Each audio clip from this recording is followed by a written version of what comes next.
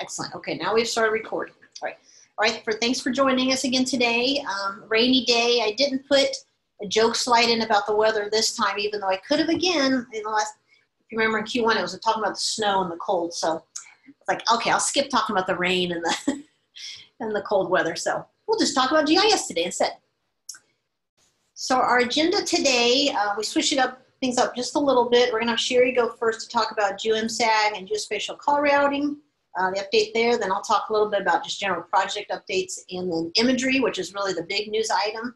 And then Kristen will talk about the toolbox, and then we'll wrap up with just some different announcements and reminder items. So with that, let me unmute Sherry. Okay, Sherry, we should be able to hear you now. Can you hear me? We can. Awesome. First of all, I just wanted to say thanks for letting me go first with this. Like I'm sure a whole lot of you, we're dealing with a whole lot of water, and we have several meetings coming up today shortly, so I'm going to run through this and probably hop off the call not too long after. So we're going to go with an update on sort of the GeoMSAG process and geospatial call routing in general, which hopefully is coming soon. So if you could go to the next slide. Right now, 88 PSAPs have switched out their MSAGs for GeoMSAGs. We have 2 more pending, and then we will be finished, at least for everybody that has signed up to come on to the Council's hosted solution so far. The process will be one that we'll have to repeat in the future if any other PSAPs come onto the hosted solution, and then if your PSAP is not coming onto the hosted solution, it's a process or something similar to it that you'll have to go through when you move to geospatial call routing. But we have 88 that are completed now. In the last update, I told you that we would be asking for a contact to receive error notifications on GIS data submissions, and that if we didn't get a contact, we would have those notifications sent out to the GIS data maintainer.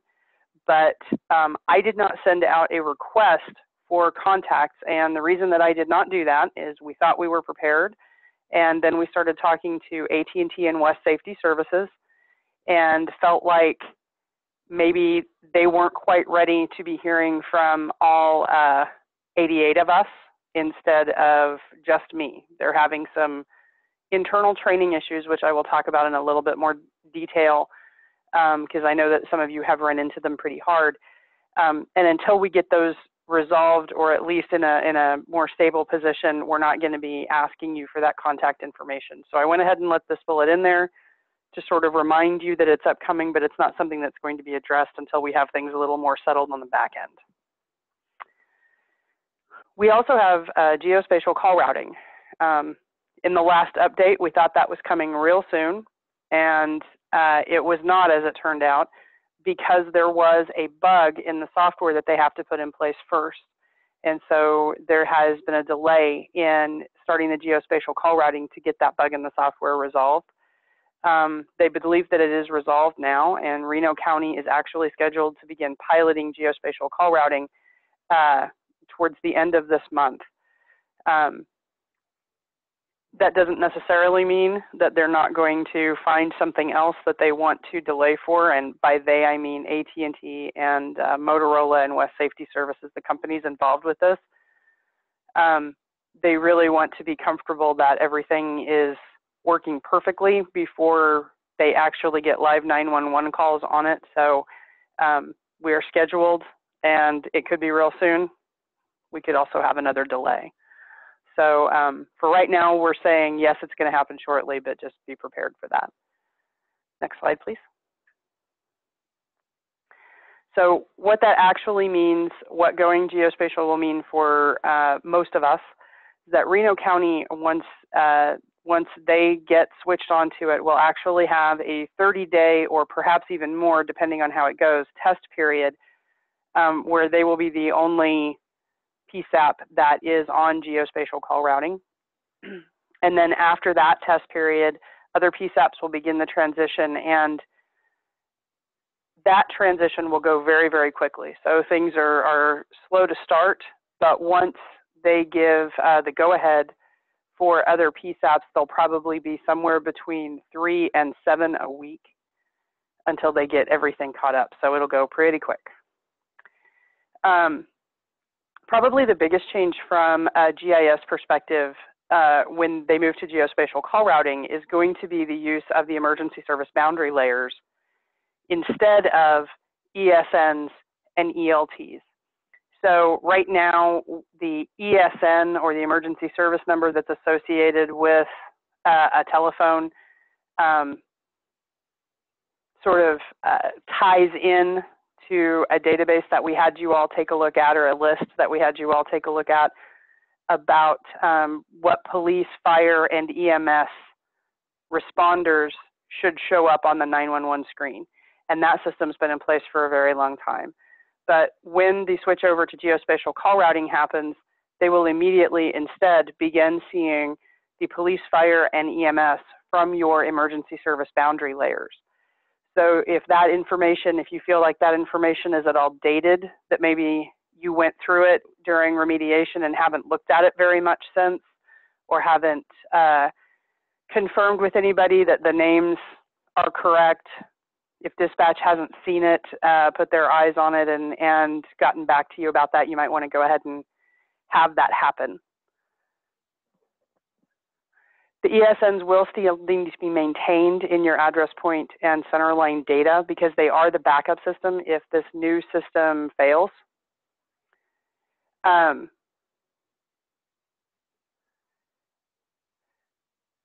Sorry, is Eileen, are people having trouble hearing me? I saw your message pop up, so before I go on, I want to check. We got one response that she cannot hear you, but now we got someone else saying hear just fine using the phone. So I guess if anyone else is having troubles, okay, a few other people said they can hear you fine. So Pam, you might try to dial in again or something to see if maybe that takes care of it. I think so far we just have one having trouble. Okay. So, all right, thank you. Mm-hmm. So like I was saying, the ESN information is still going to need to be maintained in your address point and centerline data because it is the backup in case the new geospatial system fails. And that failure doesn't necessarily have to be a technical failure. We've run into a lot of cases where, especially some of the local telephone companies have had data problems in the way that they've formatted maybe their telephone data. A failure like that where the address suddenly changes or is parsed incorrectly or something along that line may still fall back to ESN. So it's important to remember that's got to stay in there. And then I mentioned this in the last user group meeting, but it is coming up, so I want to bring it up again. The emergency service boundary display field is what is going to show up on the dispatcher screen. And that field has a reduced character limit because of the phone software the dispatchers are using. The NENA standard is 60 characters, and that's what we have in the Kansas standard as well, but the phone software only shows the first 32. It is our understanding that if you have more than 32 characters in there, it will truncate. So you'll only see the first 32, and that's actually the best possible outcome. There was some concern for a while that if there were 33 or more characters that it simply wouldn't display. So it's real important that you go ahead and get those character numbers reduced. The toolbox gives you a notice on this. It's not an error because 60 is our standard, just like it's the national standard. But if you have something more than 32 characters, it will flash up and say, hey, your phone software might not be able to display this. Next slide. So I also wanted to give you guys a reminder about unmatched telephone numbers. If your county went through the GOMSAG conversion, there were probably some telephone numbers that did not match the GIS data during that conversion. When that happens, they went into a special error status. The thing is that special error status means that you can't see the phone numbers and no one from your county can see the phone numbers in the database anymore. This has caused some serious confusion where people say I went online to try and look at these numbers you're talking about and they aren't there. Well, they're not there because you're not allowed to see anything in an error status. That's just the nature of how the database is built and how the interface is built. So those telephone numbers went into this error status. If those numbers, the people at those numbers call 911, the dispatchers will see the address, but it might not be the right dispatcher that's looking at it because those phone numbers do not route properly. They do what's called a default route, which means that you could be a few counties away. The dispatcher will see the old address information that's probably incorrect. They'll see it, but like I said, it may not be the wrong PSAP. So it's really important to get these cleaned up. AT&T has been contacting people directly about some of them, and a list of them was sent to every data maintainer right after the GeoMSAG conversion, and many people got them all fixed at that time. Some people only had 2 or 3, and some people had 30 or 40, but a lot of people fixed them all right away. If you have any remaining, you're going to be getting another list of them shortly, and it's important that you do what you can to work on them. If you look at them and you aren't sure what to do about them, or you've tried contacting the phone company and it hasn't worked, or you don't know where they are, so you can't say what the correct address is, anything like that, feel free to give me a shout or send me an email, and I will work with you and work with the phone company to get a solution that gets those numbers routing properly. This is really important stuff, and I'm going to be getting that report out to you in the next couple of weeks. And so if you hear from me and I say, hey, these are the telephone numbers that are in error status for your county, please take a little time and look at them as soon as you can. On that point of sort of cleaning up unmatched telephone numbers, once you have converted to a GeoMSAG, if somebody attempts to get phone service at an address that doesn't match your GIS data, the normal AT&T workflow is starting to cause a little trouble, and we're doing what we can to work on it on the back end, but I just wanted to take a couple of minutes to talk through it with you guys.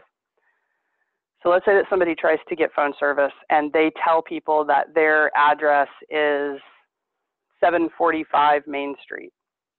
But Main Street only goes up to the 600 block. There is no 745.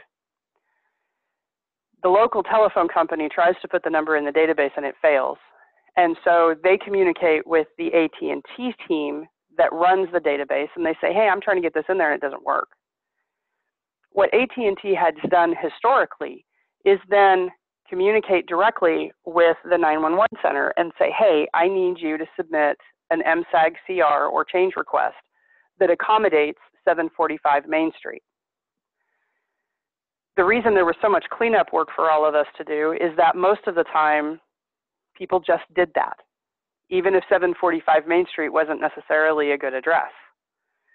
So now that we're off of that sort of tabular structure and onto GIS, you're not going to add a block of a street that doesn't exist into your GIS data in order to accommodate somebody who's giving a bad address. So what do you do? Well, first of all, AT&T is going to contact somebody. It might be the GIS data maintainer and it might be the PSAP.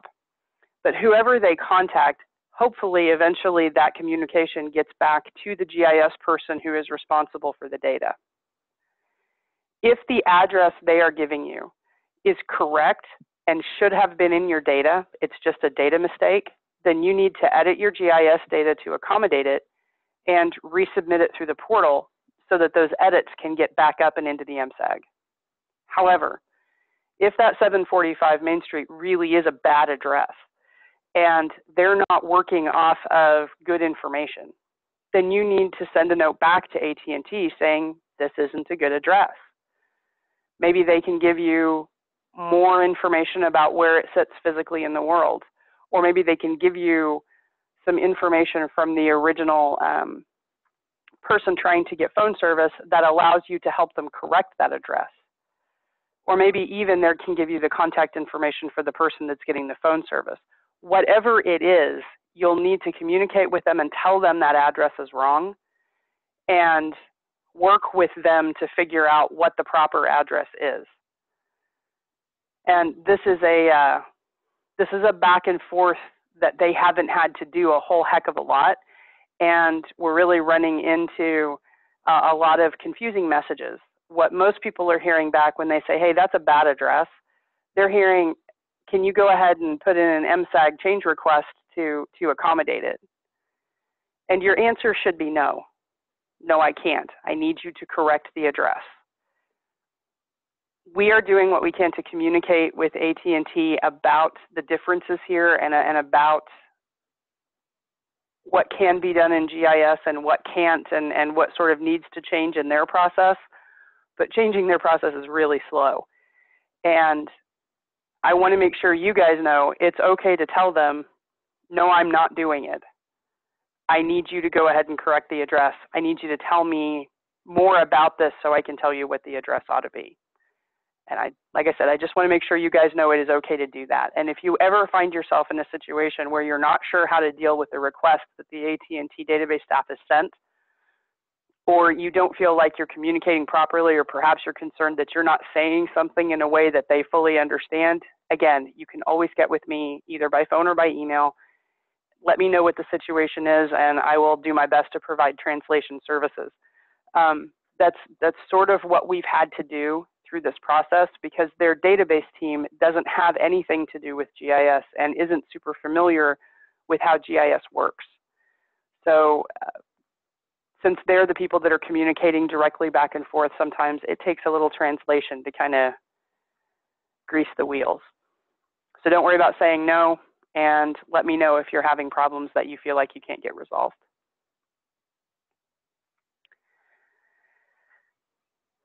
I believe that is it for geospatial call routing. So I'm going to stay on the call for a bit here, and I'll keep an eye. If somebody has any questions that they want to throw into the chat, I'll try to keep an eye out for them and answer them before I hop off. Otherwise, you guys have my email address. Great, thank you, Sherry. Yeah, we'll try to watch that, and if they have some questions in between project update and the toolbox, we can let you chime in there and answer those, so we'll keep an eye on that. Okay, now moving on to kind of general project and imagery update. Here's the latest hosted solution deployment map, status map. As you can see, we're pretty green, and I think this is about where we'll stay, so I don't know if how much longer I'll keep showing you these status maps. Everyone in green is currently live on the system. Blue, our last really county that signed on to migrate over is Riley, which will take place this summer. All the counties in orange have their own hosted solution this time and will be staying put as far as we know. And then some interest from one county, but then kind of further define the MARC region as well, which they'll be staying on their own solution as well. So I think this is kind of where we'll be. I believe we're at, I think it's 94 total, if you include all the backup centers as well that are currently on the hosted solution. So real happy with the numbers overall. Let's see here. I'll go on. I see a question. Well, you know, I'm done with the host solution update, so why not? I just don't know when Sherry's going to have to jump off. So, Sherry, question, chat window. Oops, I did not unmute Sherry. Hold on, I have to unmute you first. Let me find you. I unmuted someone else. Let's see you. Okay, Sherry, you should be unmuted now. Okay. I do see the question, and just in case anybody can't see it, it's if we have a change or update to a situs address for a property, do we need to change the TN record in Entrado as well? And the real, yes and no. The real question that you need to ask yourself is, did you notify the property owner of the change? So is this something where you're changing the situs address in Orion because of some, error that was there or something like that? Then probably not. But if you're notifying the owner because there was a mistake in how they were originally addressed, or perhaps they've moved their driveway substantially or something along that line. If you're notifying the owner, if they are making an address change, then yes, you need to have the telephone record changed in Intrado as well. Okay, great. Thank you very much, Sherry. Okay, and I'll keep an eye on that. I'm going to mute you again to go back to the updates. Okay, good question. So that's where we're on the hosted solution. I guess really the big news item, like I mentioned, is the imagery, which you all should have gotten an email about. Just a reminder, it is statewide, 1-foot resolution, leaf-off color imagery. I feel like I've said that many, many times, but it's funny, every new audience I present to, they're like, now what is the resolution of the imagery? So I think it's worth repeating so everyone knows. The imagery formats with the distribution, you've gotten information on how to obtain the Mr. SID files, which are in USGS 24K tiles, projected in state plane north and south. We did also receive the imagery in GeoTIFF, which is tiled in USGS 24K quarter tiles, state plane north and south. So SID is obviously the most user-friendly. We use the GeoTIFF for, eventually creating, once we're on with the Voltus image service, creating our own image services or different things from it. So if you feel like you need the GeoTIFFs for any reason, you can submit a request for that. Just keep in mind the file size for those adds up very, very quickly. So just a little warning. The final imagery thing to note is the Voltus Hexagon image service is coming soon. We hope that would be available by now, but they're still working on it. So we'll send an announcement as soon as that service is ready. Once it is ready, if you already have your connections, you'll just see it available as an option to add from those connections. So your username and password will be the same, no changes there.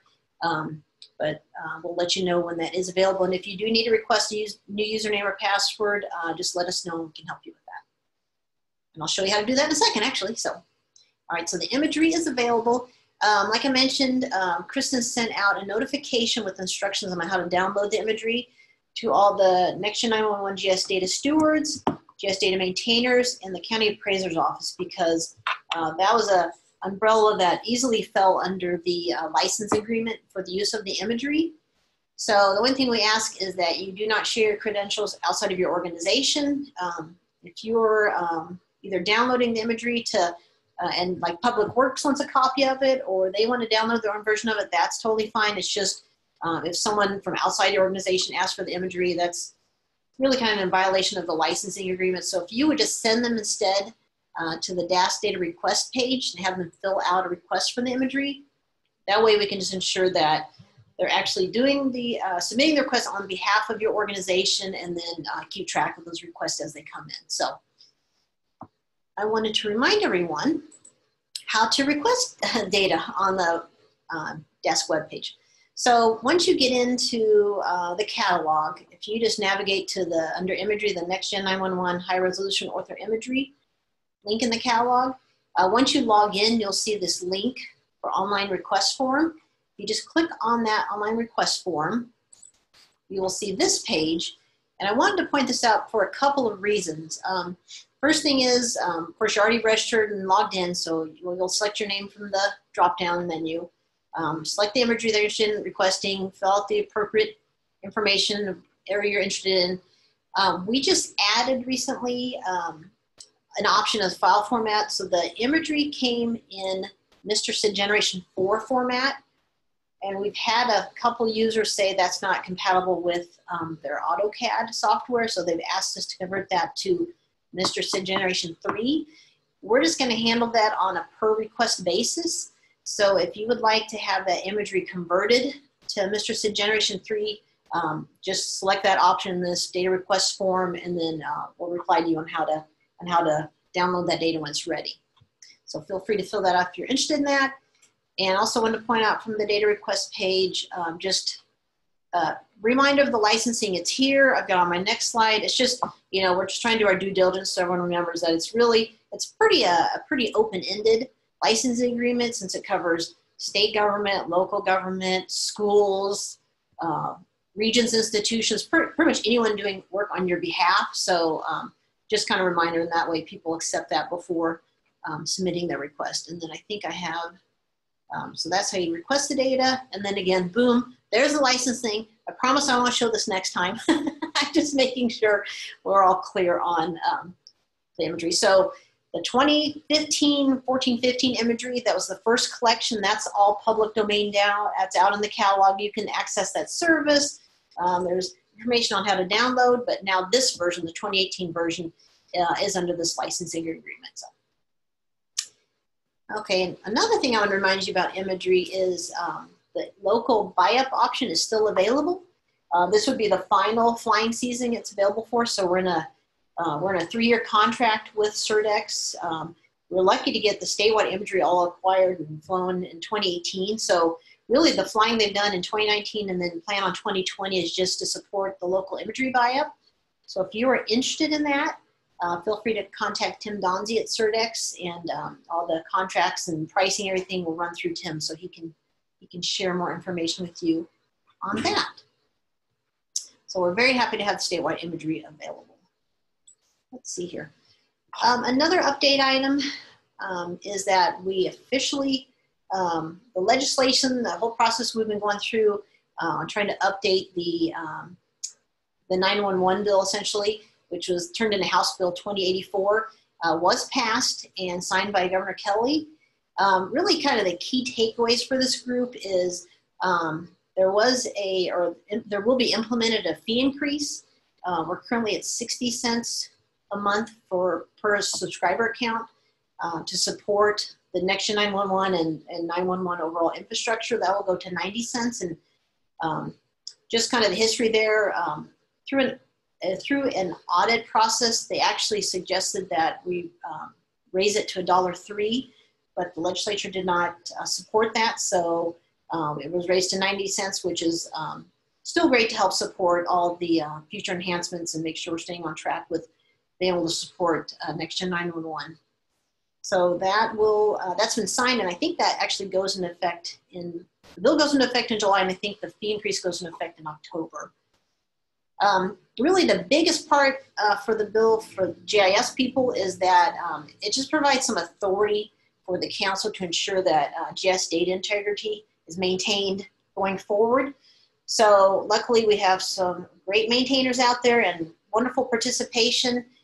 This is just in the what if world that at some point in time we had a jurisdiction that wasn't participating, and we were getting the data updates, since they're so critical that we have the GIS data updates to support, especially when we move to geospatial call routing, making sure the calls are being routed to the right location and plotted correctly.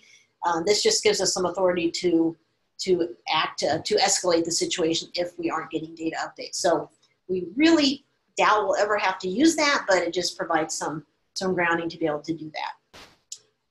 And then again, it just continues the mission of migrating Kansas to full NextGen 911 capability, which we are, as Sherry mentioned, with the migration to geospatial call routing coming up, we are continuing every step to get to that point. So we are definitely leading the nation in that effort. So more updates on that migration once that happens here, hopefully toward the end of the month for Reno.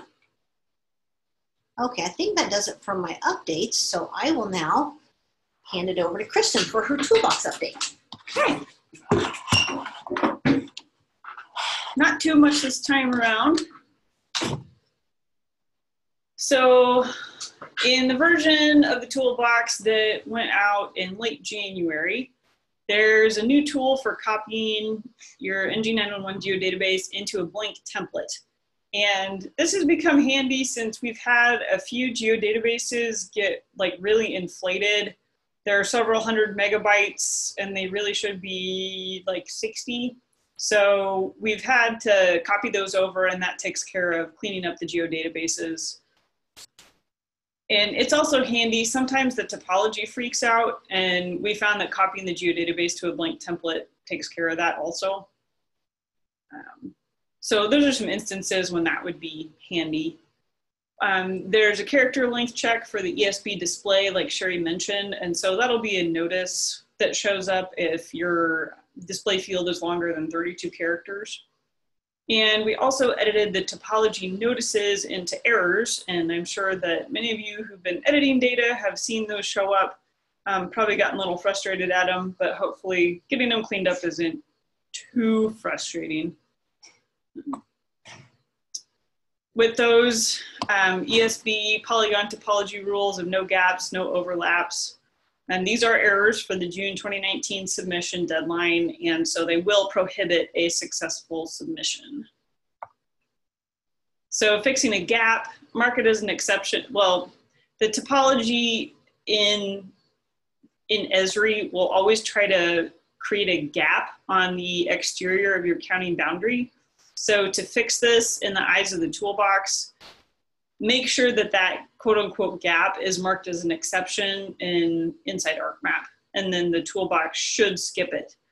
If it's not, let me know and we'll work through how to get that fixed up. Other toolbox improvements in the January edition, added a check so that if the RCL side is marked as none, but the RCL match has a valid value, this will no longer crash the toolbox, and it'll notify you if the problem's happening. So Improvements. yes, not crashing is always an improvement. And looking ahead, there's a topology rule in the toolbox saying that road segments should not cross an ESB boundary. I do have a version of this toolbox ready if you want it. If it's causing problems with your data, I'm happy to send it to you. And we just figured most people aren't going to run into this, so we're not going to send out a whole new toolbox just for this issue. So if you are running into topology issues and you're like, what the heck, I'll send you the new toolbox and it'll work out just fine. The new toolbox is the one that's operating in the portal, and so things should be smooth. If you have any questions, let me know. And any other toolbox developments, we're kind of waiting on West data testing as well as any bug reports that come in. But we joked at our last toolbox meeting that we didn't have any pending tools that needed to be developed. And so we joked that we needed to borrow George W. Bush's mission accomplished sign, because that'll for sure make sure that we get some new tools to develop. But in the meantime, we're just kind of hanging out, waiting on what's happening with West data testing, as well as any bug reports that we get from users. You just jinxed yourself. Oh, totally. Yeah, there's gonna be something. I should have gotten a picture of that sign to put in here as a big joke. Replace the weather slide, yeah. Dang it. Good call. All right. All right, cool. That's all I've got. All right, so before we move to kind of some reminders and coming events, we have a question in the chat about the imagery. We asked if the first collection of imagery will still be available through the image service.